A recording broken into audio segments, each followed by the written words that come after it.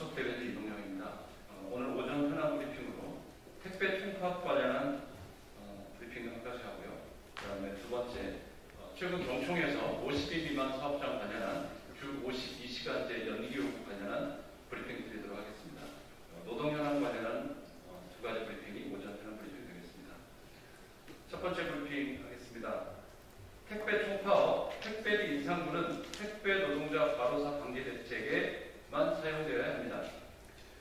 택배 기사 과로사 문제를 둘러싼 정부와 택배 노사 간 사회적 합의가 어제 파행으로 끝나면서 택배 노조가 오늘부터 무기한 총파업을 선언했습니다. 저 지금 집에 가면 새벽 5시예요. 밥 먹고 씻고 바로 터미널 가면 한숨 못 자고 또 분류 작업을 해야 돼요. 어제는 집에 새벽 2시에 도착했고 오늘은 새벽 5시에 도착해요. 저 너무 힘들어요. 작년 10월 과로사로 숨진 CJ 대한통운 30대 택배 노동자 고 김정원 씨가 생전에 동료에게 보냈던 문자 내용입니다.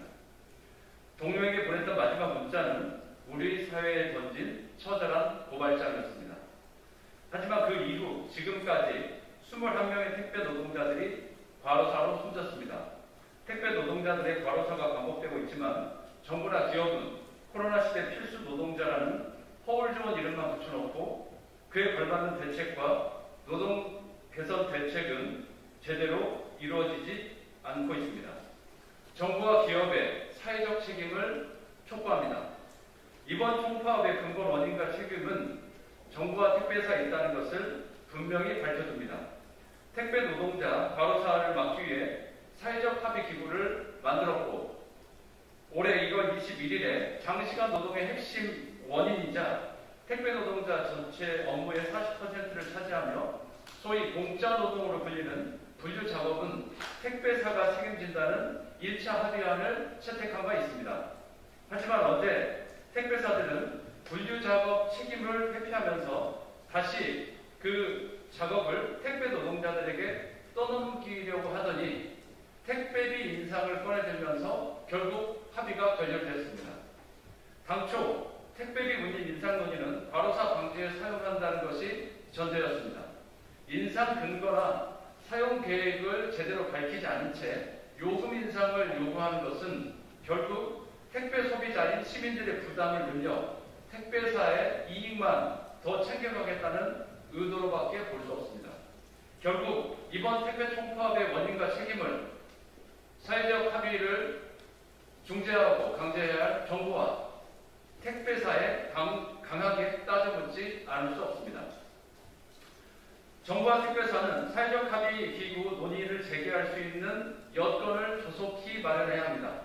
과로사 방지를 전제로 한 택배비 인상, 노동시간 단축 방안, 택배 산업 내 불공정 거래 개선 방안 등에 대해 이해 당사자들의 공감과 합의를 이끌어내기 위해 전향적이고 적극적으로 나설 것을 강력히 촉구합니다. 정의당은 택배 노동자들의 과로사 방지와 시민들의 이익을 위한 택배 노조의 총파업을 지지하고 연대합니다.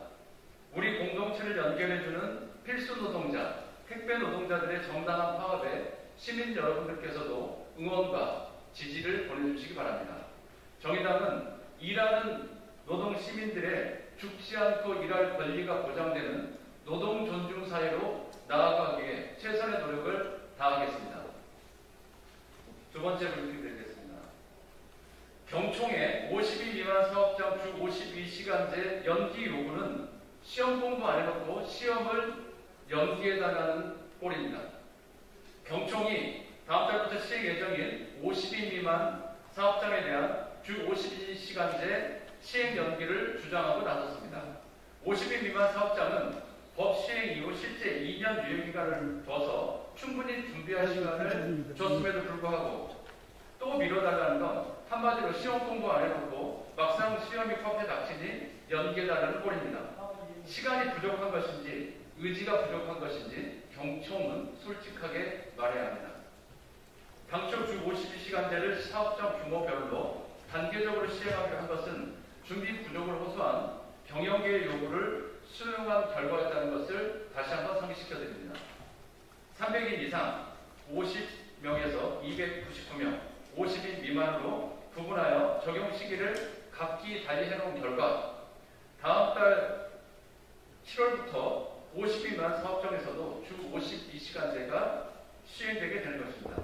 게다가 경영계의 요구를 받아들여 지난 4월부터는 주 52시간제 보완을 이유로 탄력근로제 단위기간을 3개월에서 6개월로, 선택근로제 정산기간을 1개월에서 3개월로 후퇴하는 안이 시행된 지 고작 2달밖에 지나지 않았습니다.